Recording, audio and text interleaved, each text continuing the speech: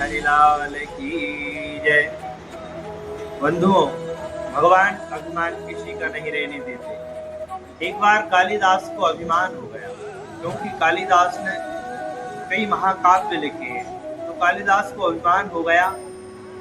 एक दिन कालिदास विक्रमादित्य के साथ में शिकार खेलने के लिए जाते हैं जंगल में, लेकिन सेना से भटक गए तो कालिदास को प्यास लगी। एक झोपड़ी दिखाई दी, वहां पर कालिदास पहुंचे। वहां पर एक बूढ़ी अम्मा ने दर्शन दिया और कालिदास ने अम्मा से कहा कि हमको प्यास लगी है, पानी पीना है। अम्मा ने कहा कि मैं पानी तो आपको पिलाऊंगी, लेकिन आपका परिचय दो, आप कौन हो? तो कालिदास जी कहने लगे कि हम यात्री हैं। तो उस बूढ़ी अम्मा ने कहा कि आप यात्री नहीं हो सकते, क्योंकि यात्री दो हैं, एक सूर्य और एक चंद्रमा, जो दोनों रोज यात्रा पर निकलते हैं। आप यात्री नहीं हो सकते। तो बोले कि हम अतिथि हैं। तो बोले कि आप अतिथि भी नहीं हो सकते। बोले अतिथि भी दो हैं। बोले क्या?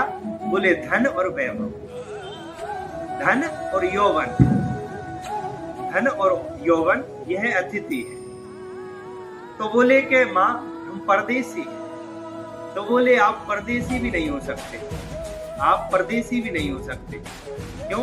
बोले कि परदेसी भी आत्मा, और जो वृक्ष का पत्ता झड़ रहा है वो परदेसी है। तो बोले कि हम क्षमावंत हैं। बोले कि आप क्षमावंत भी नहीं हो सकते, आप क्षमावंत भी नहीं है।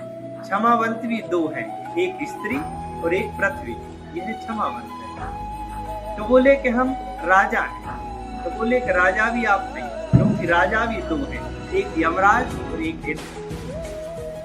तब कालिदास जी बोले कि हम गरीब हैं। तो बोले कि आप गरीब भी नहीं हो सकते, क्योंकि गरीब भी वह है, बकरी जिसका मेमना कटने जा रहा है वह गरीब है। जिस बेटी को पता चलता है 22 साल अपने पिता के घर में रहने के बाद कि यह घर मेरा नहीं है, वो लड़की गरीब है। तो बोले कि हम जो है हारे हुए हैं। तो बोले कि आप हारे हुए भी नहीं हो, हारा हुआ भी एक कर्जदार होता है, और जो अपनी बेटी को विदा कर रहा है वह पिता हारा हुआ होता है। चरणों में दंडवत प्रणाम करने लगे। माँ आप बताओ कौन? तो पता चला कि साक्षात वो माँ सरस्वती। भगवान अभिमान किसी का रहने नहीं देते। सज्जनों, राधे राधे।